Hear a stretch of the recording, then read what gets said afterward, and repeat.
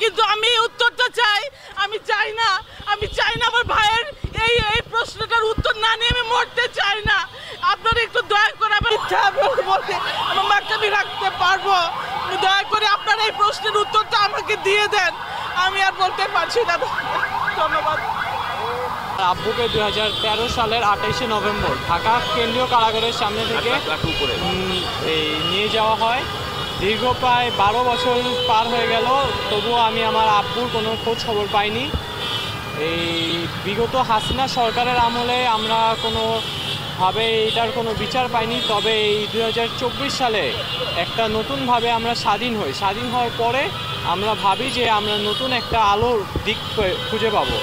তবে আমরা কোনো লাভ হলো না। গুম কমিশন করা হলো, এই কমিশনও আমাদের কোনো সহযোগিতা করতে পারলো না। আমাদের কোনো জানাতে পারলো না যে আমাদের বাবারা কি আদৌ আছে নাকি নাই। আমরা শুধু জানতে চাই যে আমাদের বাবারা কি অবস্থায় আছে, তারা কি জীবিত আছে নাকি তারা মারা গেছে। জি, ধন্যবাদ। আজ পর্যন্ত আমি আমার বাবার কোনো খোঁজ পাইনি। আমি জানি না আমি আমার বাবার খোঁজ পাবো কিনা। 5 আগস্টের পর আমাদের প্রতিটা দিন যাচ্ছে অপেক্ষায়। আমরা এভাবে দাঁড়াতে দাঁড়াতে ক্লান্ত। আমি ভাবিনি কখনো যে 5 আগস্টের পর আবার আমাদের এভাবে দাঁড়াতে হবে। আমি আমার বাবাকে ফেরত চাই। আমি যদি আমার বাবাকে ফেরত না দিতে পারে, সরকার এটার বিচার করুক। এটার কোনো বিচার হচ্ছে না, গুমের কোনো বিচারই হচ্ছে না এই বাংলাদেশে। কেন? আমাদের বাবার একটা দল করছে, এটা কি কোনো অপরাধ ছিল আমাদের বাবাদের? যার কারণে আমাদের বাবাদের এইভাবে গুম করবে আর এটার কোনো বিচার করবে না। শাহবাগ থেকে তারা একটা হোটেলে খেতে বসছিল, সেখান থেকে আমার বাবাকে উঠিয়ে নিয়ে যায়। আমরা এখন পর্যন্ত এই ঘুমে এত বড় বড় এইরকম একটা খবরের এখন পর্যন্ত আমরা কোনো বিচার পাইনি ঠিক মতো। এখন পর্যন্ত এটা কেন সুস্থ বিচার হয়নি। আমরা চাই এই বিচারের যেন জলদি কোনো একটা হোক, আমরা যেন জলদি আমাদের বাবার খোঁজ পাই। আমরা যেন জানতে পারি যে আমার বাবার সাথে কি হয়েছিল।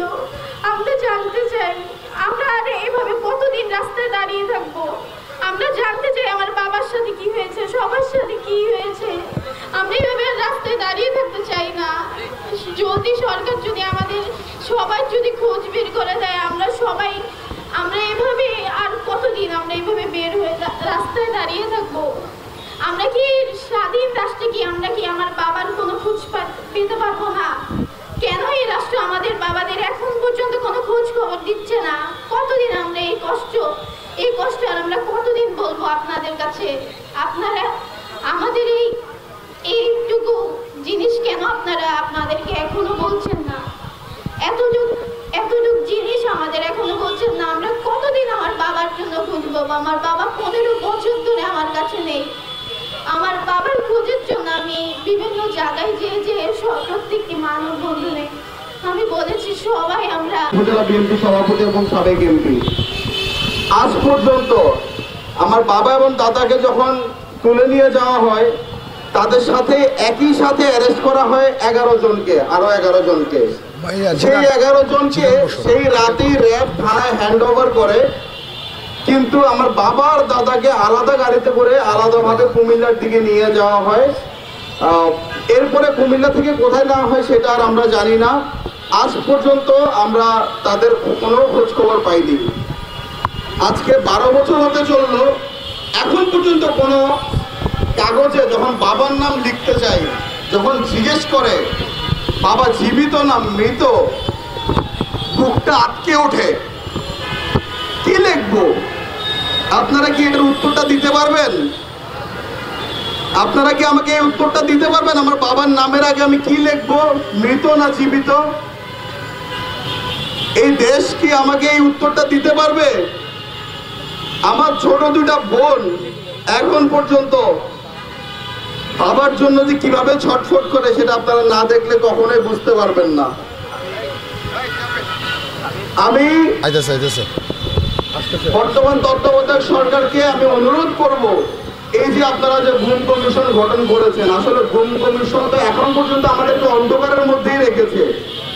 এখন পর্যন্ত তো আমাদেরকে কোন আজকে 1 বছরের বেশি সময় হলো, কিন্তু আমরা এখন পর্যন্ত কোনো ধরনের কোনো উত্তর খুঁজে পেলাম না। আপনারা শুধু দৌড়াদৌড়িতে ব্যস্ত আছেন, যারা ফিরে এসেছে তাদেরকে নিয়েই ব্যস্ত আছেন, কিন্তু যারা ফিরে আসেনি তাদেরকে নিয়ে আপনাদের কোনো মাথা ব্যথা নাই। এই লোকগুলা কোথায় গেল?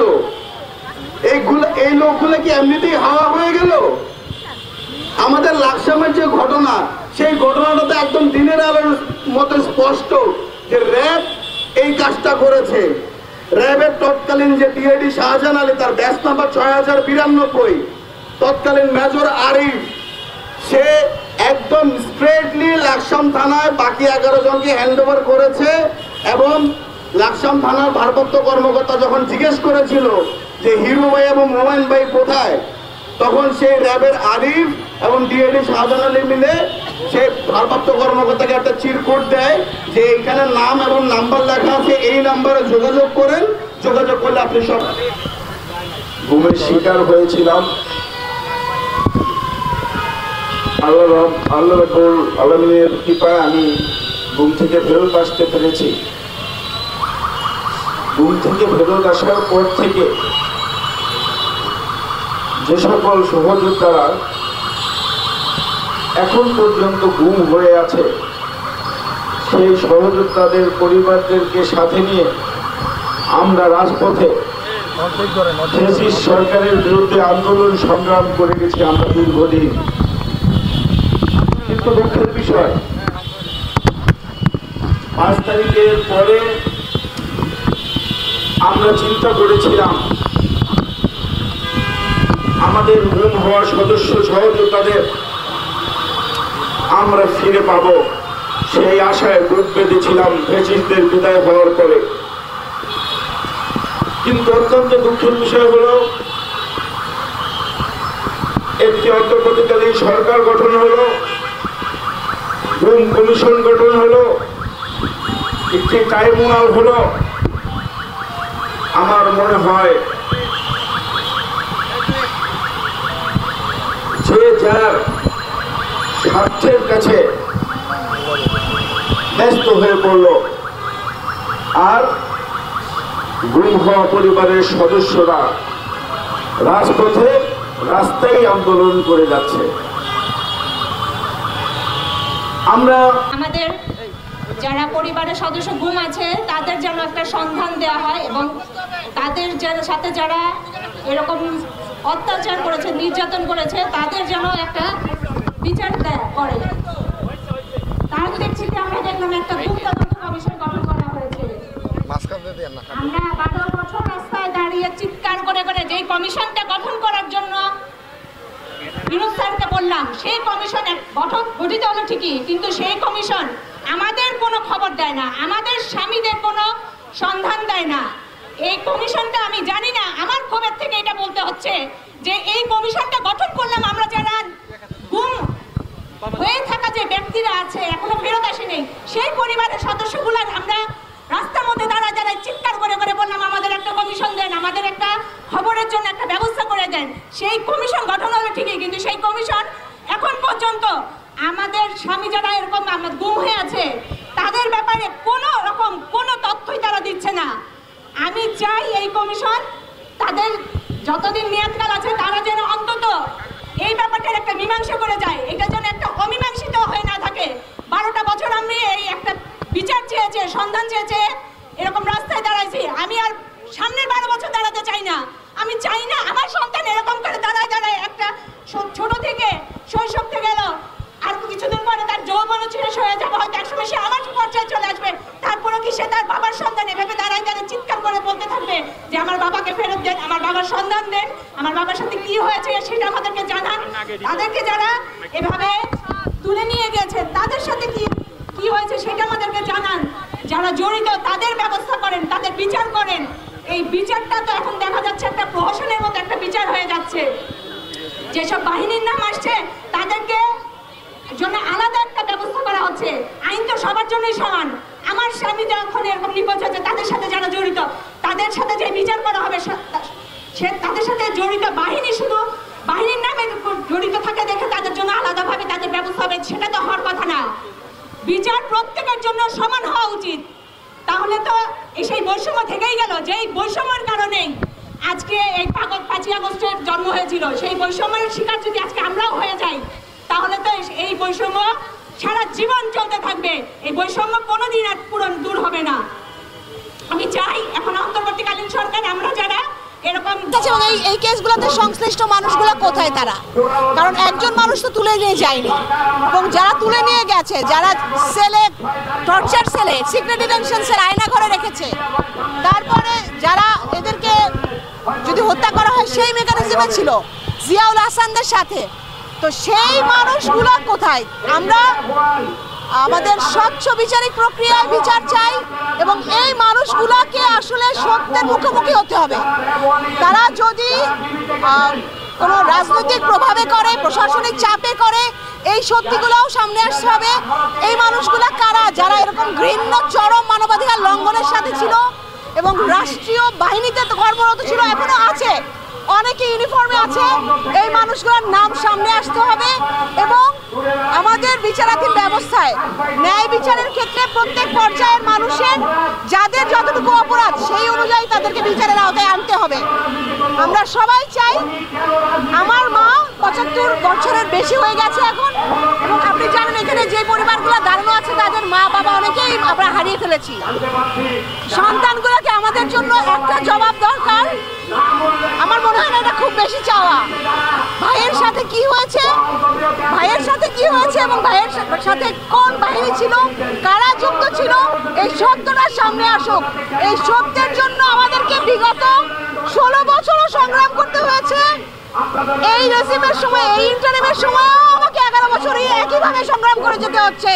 এতটাই কষ্ট পেতে হচ্ছে সত্যটা সামনে আনতে।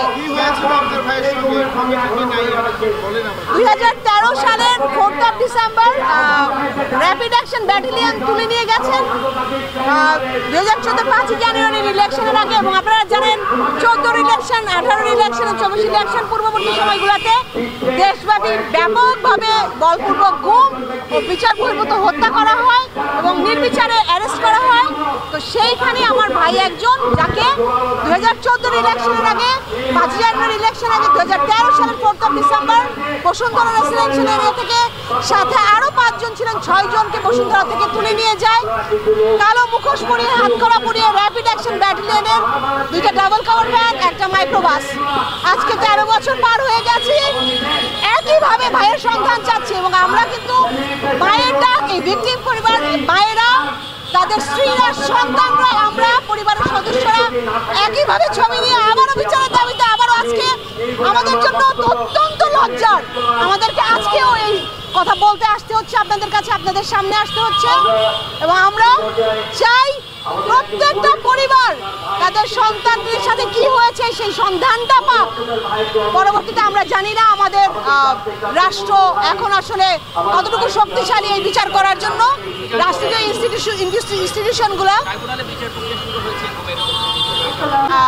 আমরা জানি ট্রাইব্যুনালে 2টা কেসের জন্য দেওয়া হয়েছে, হাজারো কেস, অসংখ্য কেস, অনেক কেস।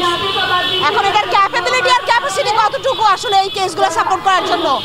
আমাদেরকে 13 বছর পার হয়ে এখন 14 বছর শেষ হয়ে যাচ্ছে। আর কত বছর, আরো কি এক যুগ অপেক্ষা করতে হবে কিনা? আর যে এভিডেন্সগুলো নষ্ট করা হয়েছে, আপনারা জানেন গুম হয়ে যাওয়ার পরে যখন সিক্রেট ডিটেনশন সেলে যায়, আয়না ঘরে যায়, টিএফআই সেলে যায়, প্রত্যেকটা সেলকে ভাঙা হয়েছে। এভিডেন্সগুলো আমাদের সামনে নষ্ট করা হচ্ছে এই ইন্টারিম গভর্নমেন্টের সময়, যারা দায়িত্বরত তাদের তত্ত্বাবধানে। সেটার জবাবটা এদেরকেই নিতে হবে, এটার দায়টাও তাদেরকে নিতে হবে। এবং এইভাবে চলতে থাকলে এরপরে কি আরো এভিডেন্সগুলো থাকবে? আমরা আসলে বিচারিক কাজগুলো যতই পিছাচ্ছি ততই আমাদের মনে হচ্ছে আমরা আসলে পরোক্ষভাবে তাদেরকে সাহায্য করে যাচ্ছে, যাদের এগেইনস্টে আমাদের অ্যালিগেশন, যাদের এগেইনস্টে যারা এই চরম মানবাধিকার লঙ্ঘনের সাথে ছিলেন। এখনো কেন তাদেরকে সুরক্ষা দেওয়া হচ্ছে? এখনো কেন তাদেরকে মানুষের মুখোমুখি, জনগণের মুখোমুখি করা হচ্ছে না, দেশের মুখোমুখি করা হচ্ছে না? আমরা সঞ্চালক এবং শান্তিতা ইসলাম তিনি আমাকে আমন্ত্রণ করেছেন। আমি আসলে আজকে প্রিয় সাংবাদিক ভাইয়েরা, আপনারা আমাদের সন্তানদের কথা শুনেছেন, তাদের সন্তানহারা, মাহারা, স্বামীহারা তাদের আওয়াজ কিন্তু এখনো পৌঁছায় নাই।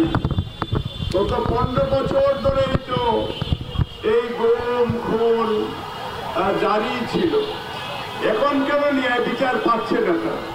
তাদের সন্তানরা অনেকভাবেই তারা লাঞ্ছিত এবং অবহেলিত। এবং আজকে গত 15 বছর এই রাষ্ট্র একটা জেলে পরিণত ছিল, এবং এই কথাগুলি গত 15 বছর ইন্ডিয়ানরা তাদের একটা পাপের সরকার তৈরি করেছিল। সেই পাপের সরকাররা কাউকে, যেমন সালাউদ্দিন ভাইকে ইন্ডিয়াতে নিয়ে গেছে, এটলিস্ট আসছে। এই যে আমার বাম দিকে আজকে আমাদের কুকুর, উনিও বোমের শিকার হয়েছে। আল্লাহ মেহরবানি ভাষণ প্রতিষ্ঠিত হবে না, এবং সেই দিন ফেব্রুয়ারি মাসের যে নির্বাচন, এটা না হওয়ার জন্য আরেকটা গোষ্ঠী, বিশেষ করে তারা ইন্ডিয়ার সাথে আঘাত করে বাংলাদেশের সাম্য মানবিক মর্যাদা, সামাজিক ন্যায় বিচার পুনঃপ্রতিষ্ঠা যাতে না হয়, আইনের শাসন পুনঃপ্রতিষ্ঠা না হয়, এই শহীদদের সাথে বিশ্বাসঘাতকতা করছে তারা, যাতে তারা আবারও এই দেশে একটা নির্বাচন না নিয়ে অরাজকতা সৃষ্টি হয়। আর এই কোন ফ্যামিলি তাদের ছবি দিয়ে তারা রাস্তার কোনায় কোনায় দাঁড়িয়ে কান্না করবে, তাদের কান্নার কথা শুনবেন না। আমরা আজকে শপথ দিব, যারা গুম হয়েছে তার পরিবার এবং যারা গুম হয়েছে তাদের সাথে যারা বিশ্বাসঘাতকতা করবে, যে দল যে গোষ্ঠী হোক, তার বিরুদ্ধে আমাদের অবস্থান থাকবে ইনশাআল্লাহ। এবং প্রিয় সাংবাদিক ভাইরা, আপনারা কিন্তু ভেরি পাওয়ারফুল, কারণ আপনাদের নিরপেক্ষ আপনারা ভূমিকা যদি রাখেন এই গুম পরিবারের জন্য, আপনারা যদি প্রতিনিহত আপনাদের আপনাদের সেই প্রচেষ্টা যদি অব্যাহত থাকে, তাহলে আমি মনে করি যে আমাদের এই সমস্যার সমাধানটা অচিরেই হবে।